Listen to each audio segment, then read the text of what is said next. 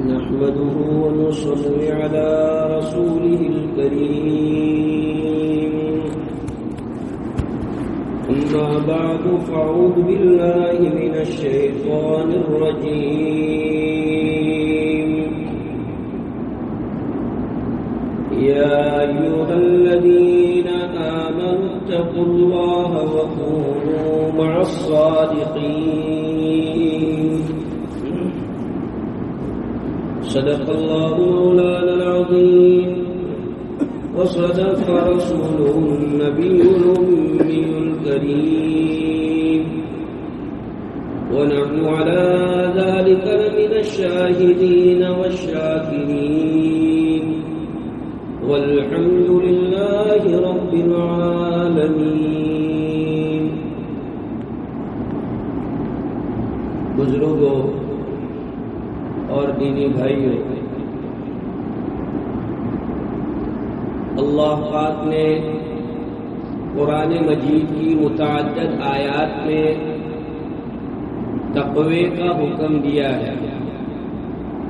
میں آج کی اس مجلس میں آپ حضرات کے سامنے تقوی کے عنوان سے کچھ بات پیش کرنا چاہتا ہوں کہ تقوی کس کو کہتے ہیں، اور جب آدمی کے پاس تقوی آتا ہے تو اس کا کیا اثر ہوتا ہے. تقوی یہ ایک عربی زبان کا لفظ ہے. اس کا معنی ہوتا ہے بچنا اور ڈرنا. آدمی جب کسی سے اسے بہت لگاؤ اور محبت ہوتی ہے تو ہر وقت اس بات سے ڈرتا ہے کہ کوئی ایسا کام نہ ہو جائے کہ جس سے وہ مجھ سے ناراض ہو جائے، کوئی ایسا لفظ میری زبان سے نہ نکل جائے جس سے وہ ناراض ہو جائے. بس یہی بات دین کے اندر ہو کہ آدمی ہر وقت یہ سوچے کہ مجھ سے کوئی ایسا عمل نہ ہو جائے یا مجھ سے کوئی ایسا بول نہ نکل جائے کہ جس سے اللہ ناراض ہو جائے. اس کا نام ہے تقوی. یہ خیال رکھ کے آدمی زندگی گزارے. تقوی کی ڈیفینیشن سمجھنے کے لیے اسی جو اس کی مثال بیان کی ہے، حضرت عمر رضی اللہ تعالیٰ عنہ کے سامنے ایک صحابی آئے، حضرت ابی بن کعب. انہوں نے پوچھا کہ تقوی کس کو کہتے ہیں؟ تو بتلایا کہ کبھی ایسے راستے پہ چلے ہو کہ جہاں اطراف میں کیچڑ ہو، کانٹے لگے ہوئے ہوں، تو آپ کہتے ہیں ہاں، بہت احتیاط سے دامن بچا کر کے اور آگے اپنے قدموں کو سنبھال کے رکھتا ہے کہ کہیں گر نہ جاؤں، پھسل نہ جاؤں. کہتے ہیں اسی کو تقوی کہتے ہیں کہ جیسے ظاہر میں آپ یہ خیال کرتے ہیں کہ کیچڑ میں کہیں پھسل نہ جاؤں، میرا دامن میرا کپڑا کانٹے میں الجھ نہ جائے، اسی طرح یہاں جیسے دنیاوی لائن میں ہم کہتے ہیں ٹو بی سیف سائڈ، تو جیسے آدمی دنیا کے اندر سیف سائڈ کو پسند کرتا ہے، ایسے دین کے اندر بھی سیف سائڈ آدمی کو لینی چاہیے اور ہر وقت یہ نظر رکھنا چاہیے کہ اللہ پاک کہیں ناراض نہ ہو جائے. اس کا نام ہے تقوی. تقوی دلوں کا نور ہے، عبادتوں کا سرور ہے. جب بندے کے پاس تقوی آتا ہے تو عبادتوں میں آدمی کی جان لگتی ہے. مجدد الفسانی رحمت اللہ علیہ نے بتلایا ہے کہ 10 چیزیں جب آدمی اپنائے گا تو اس کے دل میں تقوی کا نور پیدا ہوگا. 10 چیزوں کو اختیار کرنے سے اس کے اندر تقوی آئے گا. حضرت مجدد الفسانی رحمت اللہ علیہ فرماتے ہیں کہ پہلی چیز ہے آنکھوں کی حفاظت. متقی آدمی کی نگاہیں غلط نہیں ہوتی، پرہیزگار آدمی ہوتا ہے تو اس کی نگاہیں غلط نہیں ہو سکتی ہے. اس لیے آدمی کو اپنے آپ کی حفاظت کرنا ضروری ہے، چاہے مجمع میں ہو چاہے اکیلے ہو، چاہے وہ لوگوں کے درمیان ہو چاہے وہ بند کمرے کے اندر ہو. وہ اس بات کو سوچے کہ میرا اللہ میری آنکھوں کی خیانت کو جانتا ہے، فَإِنَّهُ يَعْلَمُ خَائِنَةَ الْأَعْيُنِ وَمَا تُخْفِي الصُّدُورُ۔ قرآن پاک میں اللہ تعالیٰ کا ارشاد ہے کہ تم جانتے ہو کہ تمہارے جیسے انسان تو معلوم نہیں کر سکیں گے کہ تمہاری آنکھوں کی خیانت کیا ہو رہی ہے، لیکن اللہ پاک تمہاری آنکھوں کی خیانت کو بھی جانتے ہیں کہ تم کہاں غلط نگاہ ڈال رہے ہو۔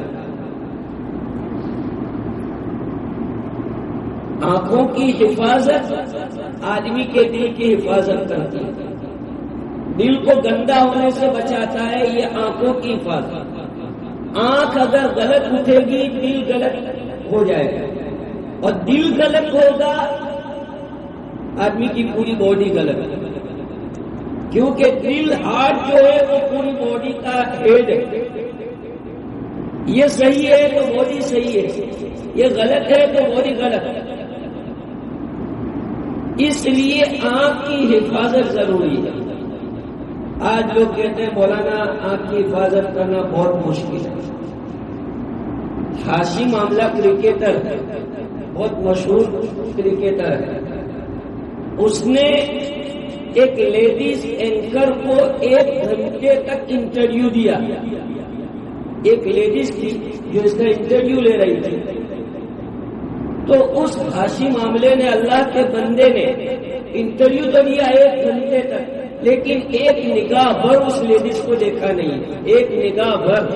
اب بتاؤ کیسے ہو سکتا ہے ایسا؟ اگر آدمی کرنا چاہے تو کیوں نہیں ہو سکتا؟ میرے بھائیوں، آدمی کو کسی مجلس میں جانا ہو تو بہترین کپڑے پہن کے جاتا ہے کہ کپڑے گندے نہیں ہونے چاہیے۔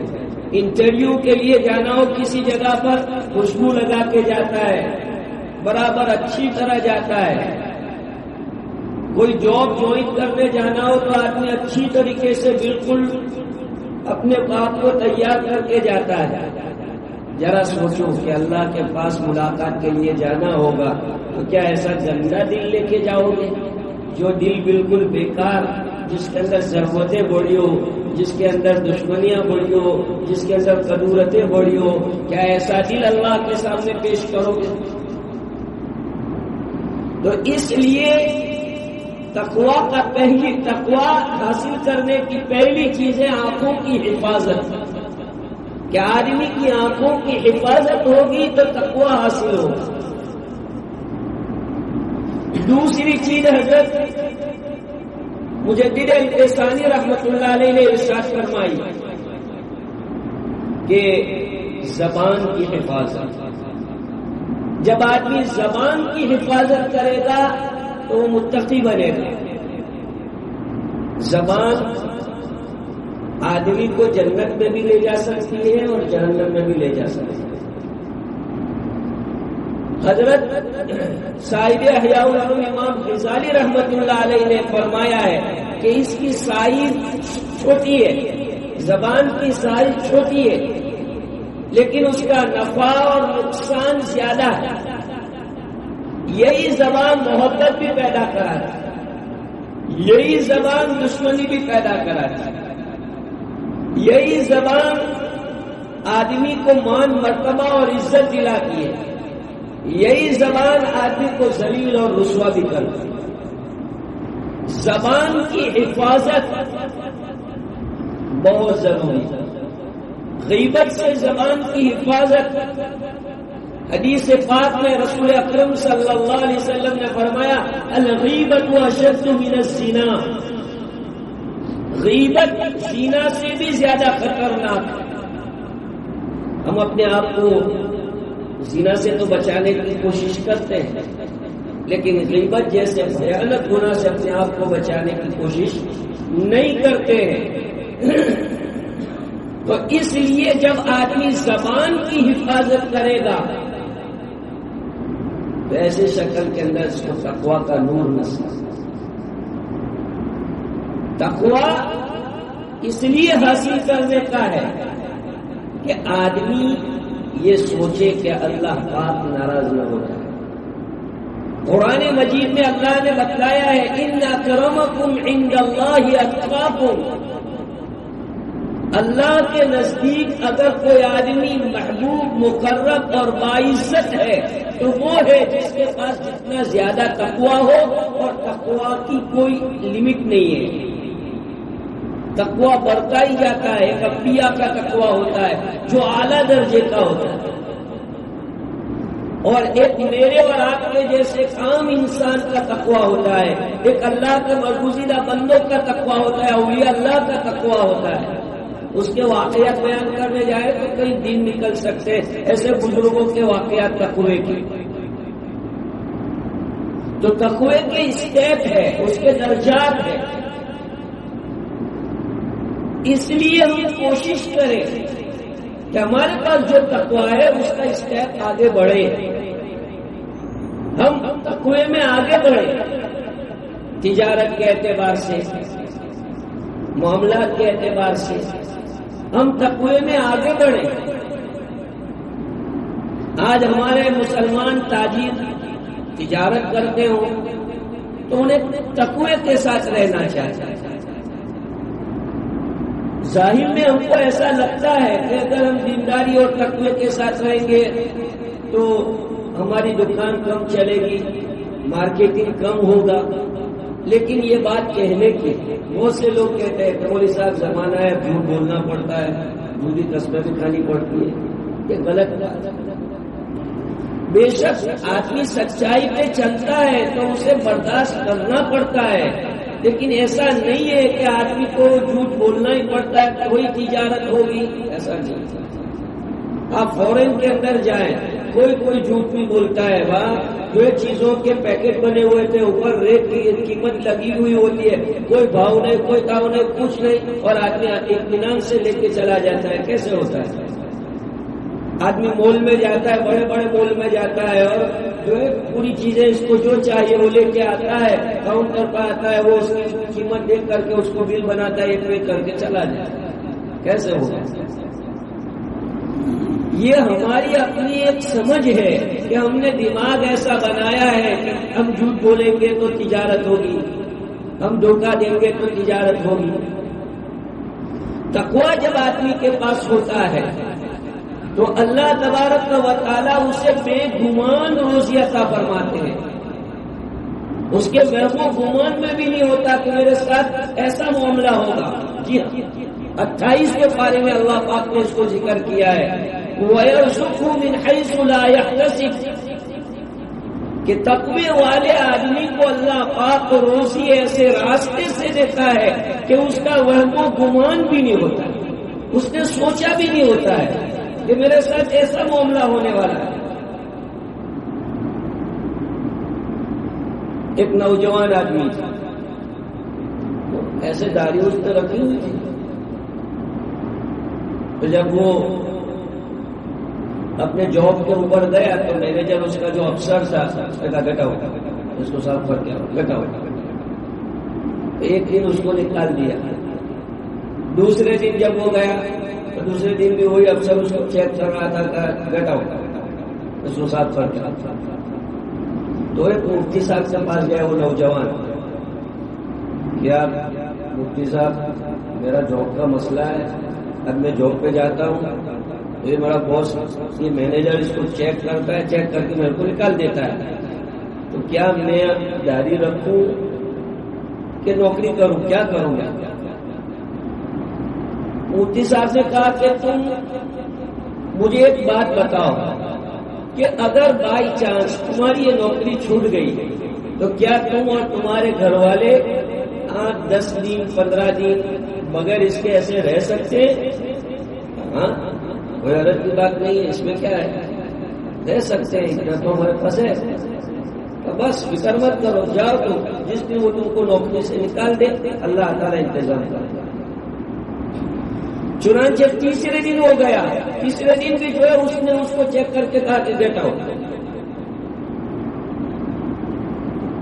اللہ پاک نظام کرتے ہیں، وہ ہم کو ایسا لگتا ہے، مجھے اور آپ کو اللہ کو آزمانے کا رائٹ نہیں ہے، اللہ کو مجھے اور آپ کو، اللہ تعالیٰ مجھے اور آپ کو آزما سکتے ہیں، وہ ہمارا رب ہے، مالک۔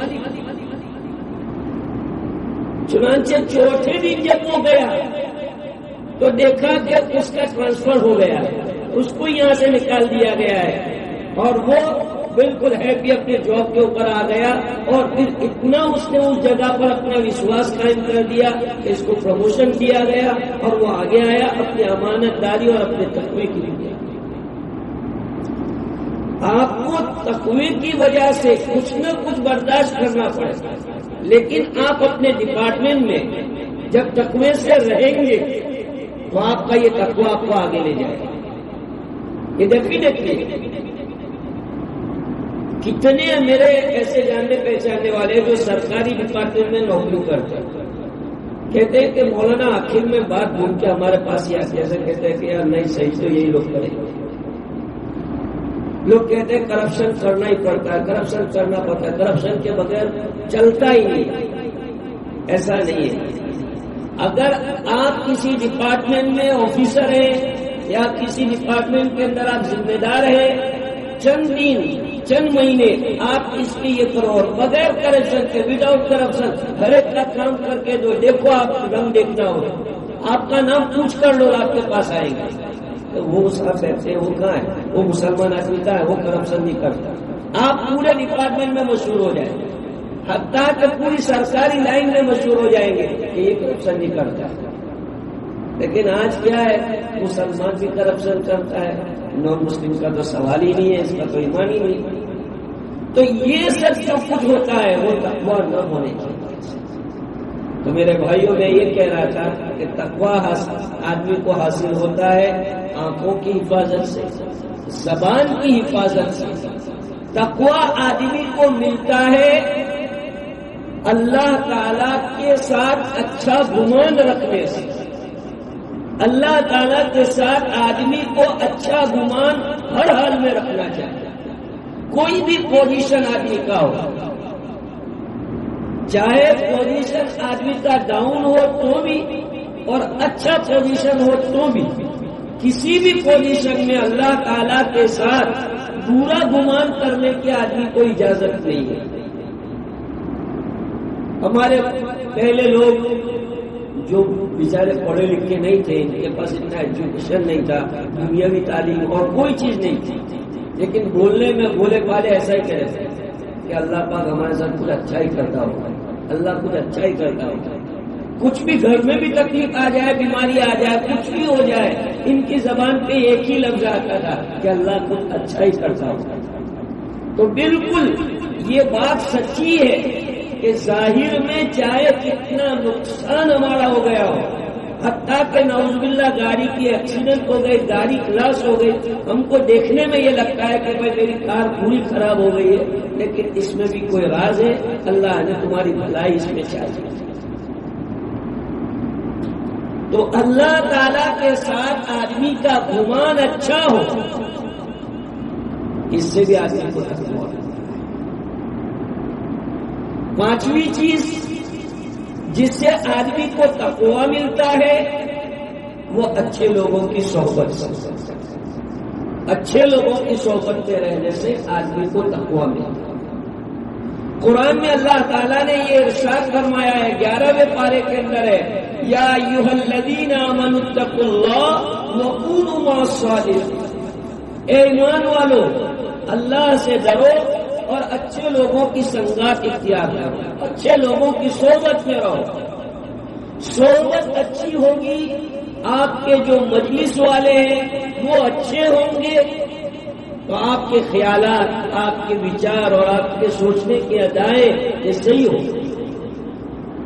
اگر آدمی غلط سوچ والوں کے ساتھ بیٹھتا ہے تو اس کی سوچ بھی غلط بنتی جاتی ہے دھیرے دھیرے۔ اس لیے آدمی کو اپنا فرینڈ سرکل جو ہے بہت ہی اہتمام سے چوز کرنا چاہیے کہ وہ کیسے لوگوں کی صحبت میں رہتا ہے، ان کے آچار وچار کیا ہے، ان کی تھنکنگ کیا ہے، یہ آدمی کو پہلے سوچنا چاہیے کسی مجلس میں بیٹھنے سے پہلے، کیونکہ مجلس کا رنگ آدمی پر ضرور چڑھتا ہے، ایک دن دو دن نہیں، لیکن بیٹھتا رہتا ہے تو اس مجلس کا رنگ اس کے اوپر آئے گا۔ تو اس لیے قرآن مجید میں اللہ تعالیٰ نے نیک لوگوں کی صحبت میں رہنے کا حکم دیا ہے کہ اچھے لوگوں کی صحبت میں رہو، جو تمہارے ایمان کی حفاظت کا ذریعہ بن جائے۔ اچھے لوگ دوسروں کی بھی ایمان کی حفاظت کا ذریعہ بن جاتے ہیں۔ اپنے ایمان کی تو حفاظت کر ہی لیتے وہ، لیکن دوسروں کے ایمان کی بھی وہ حفاظت کر لیتے ہیں کہ ان کو بچاتے ہیں کہ نہیں ایسا نہیں سوچتے، ایسا نہیں بولنے، ایسا نہیں کرنا۔ ان کی صحبت میں رہنے سے وہ ہمیں ہر بار ٹوکتے رہتے ہیں، تو ان کے ٹوکنے سے ہمارے اندر کی جو ایک ایمان کی چنگاری ہوتی ہے وہ بیدار ہو جاتی ہے اور سمجھتے ہیں کہ برابر یہ کام نہیں کرنا۔ تو تقویٰ حاصل کرنے کے لیے بزرگوں کی صحبت، اللہ والوں کی صحبت، ان کی مجلسوں کی حاضری یہ ضروری ہے۔ آج ہمارے یہاں یہ بات نہیں ہے۔ آج بہت مشکل سے کسی جگہ پر یہ بینر لگا ہوا ہوتا ہے فلاں بزرگ آتے ہیں، تو مشکل سے 100 150 200 آدمی کا مجمع جمع ہوتا ہے۔ کتنی بیچارے جو مینجمنٹ کمیٹی کتنی کوشش کرے گی، حتیٰ کہ لوگوں کو بلانے کے لیے بیچارے زحمت کر کے دعوت بھی رکھ دیتے ہیں کہ بھائی دعوت کے بہانے سے تو مجمع آئے گا، لیکن جیسا مجمع آنا چاہیے نہیں آتا ہے۔ اور کوئی کرکٹر آنے والا ہو، کوئی بالی ووڈ ہالی ووڈ کا ہیرو آنے والا ہو، کوئی MLA آنے والا ہو، کوئی اور پولیٹیکل لائن کا آدمی آنے والا ہو، تو بغیر بلائے اتنا مجمع ہو جاتا ہے کہ پرشاسن حرکت میں آ جاتا ہے، پرشاسن حیران ہو جاتا ہے۔ صبح سے پولیس والے کی پیٹرولنگ شروع ہو جاتی ہے، پتہ چل رہا ہے کیا ہے کہ آج وہ آ رہا ہے، آج وہ آ رہا ہے، بات پوری شروع ہو جاتی ہے۔ بھائی ان میں کیا تھا اور ان میں کیا تھا؟ اللہ والوں کے لیے بینر لگائے جاتے کہ بھائی فلاں بزرگ آنے والے ہیں، ان کی مجلس ہونے والی ہے، وہ بیان کرنے والے ہیں، ایسا ہے، تو آدمی کی کیئر نہیں کرتا۔ یہ ہے کہ تقوی کی قدر نہیں ہے، اللہ والوں کی قدر نہیں ہے۔ اللہ والوں کی صحبت میں آپ اگر 10 منٹ بھی بیٹھے تو 10 منٹ بیٹھنا بھی آپ کے فائدے سے خالی نہیں ہے۔ 10 منٹ کی صحبت بھی آدمی کا کبھی دل کا رنگ بدل دیتی ہے۔ اس لیے اللہ والوں کی مجلس میں حاضری دینا وقت کی ایک اہم ضرورت ہے۔ اپنے اطراف میں اگر کئی اللہ والے لوگ ہوں تو کبھی ان سے دعا کی درخواست کرے آدمی، کبھی ان سے مصافحہ کرے، اور کبھی ان کے سامنے جا کر اپنی بات پیش کرے، ان سے بلکہ مشورہ بھی لے سکتا ہے آدمی اپنے میٹر کے اندر کیسا ایسا ہے۔ لیکن آج وہ بات نہیں ہے۔ آدمی یہ سمجھتے ہیں کہ بھائی یہ اللہ والے بزرگ ہوتے ہیں، ان کو اپنے دنیا کی کیا علم ہوتا ہے، اپنی باتوں کا کیا علم ہے، لیکن یہ صحیح ہے۔ بہرحال تو تقوی حاصل کرنے کے لیے ضروری ہے کہ آدمی اللہ والوں کی صحبت میں رہے۔ ساتویں چیز جس کی ضرورت ہے تقوی کے لیے، آدمی ہنسی مذاق اچھے سے پرہیز کرے۔ بات اچھی طرح سوچنا اور سمجھنا۔ آدمی کے لیے خوش مزاج رہنا ضروری ہے، اس میں کوئی شک نہیں، خوش مزاج رہے، لیکن خوش مزاج کا مطلب یہ نہیں کہ ہر وقت آدمی ہنسی مذاق ٹھٹا۔ جس آدمی کو بہت زیادہ ہنسنے کی عادت پڑ جاتی ہے، اس کے دل کا، اس کے چہرے کی رونق ختم ہو جاتی ہے، دل کا نور ختم ہو جاتا ہے۔ حدیث پاک میں رسول اکرم صلی اللہ علیہ وسلم نے فرمایا ایاکم والضحک، کہ بہت زیادہ ہنسنے سے بچو، کہ بہت زیادہ ہنسی آدمی کے دل کو مردہ کر دیتی ہے۔ پھر سے سمجھنا، میں منع نہیں کرتا، آدمی کو خوش مزاج رہنا چاہیے، ہنستے چہرے سے دوسرے کا ویلکم کرنا چاہیے۔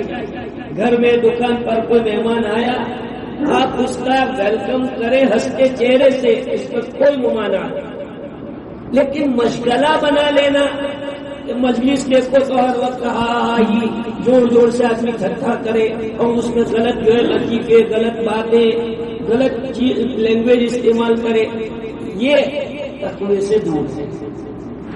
تو اس کو آدمی اوائڈ کرے گا تو تقویٰ حاصل ہوگا. اور 9ویں چیز ہے جو تقوی کے لیے ضروری ہے وہ ہے حلال روزی. حلال روزی آدمی کو ملے گی تو تقوی ملے گا. اگر حلال روزی نہیں ہے، چاہے آدمی کتنا عبادت گزار ہو، چاہے کتنے اعمال کر رہا ہو، لیکن تقوی کا نور نصیب نہیں ہو.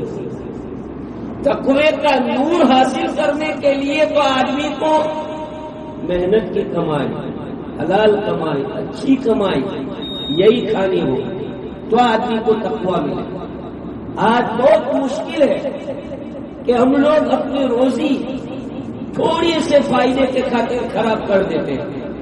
حالانکہ وہی روزی بہت محنت سے کمائی، لیکن تھوڑا بہت احتیاط نہیں کیا، جھوٹ بول گئے، کوئی اور دھوکہ دے دیا کسی چیز کے اندر، تو وہ روزی خراب ہو. تو اس لیے بھائیوں، اگر ہم تقویٰ حاصل کرنا چاہتے ہیں تو ان چیزوں کو اپنائیں. ان چیزوں کو اگر ہم اپنی زندگی میں لائیں گے تو انشاءاللہ تقوی کا نور ملے گا. اللہ پاک عمل کی توفیق عطا فرمائے. انشاءاللہ محبت یہ باتیں آئندہ مجلس میں پیش ہوگی. اللہ عمل کی توفیق عطا فرمائے. وآخر دعوانا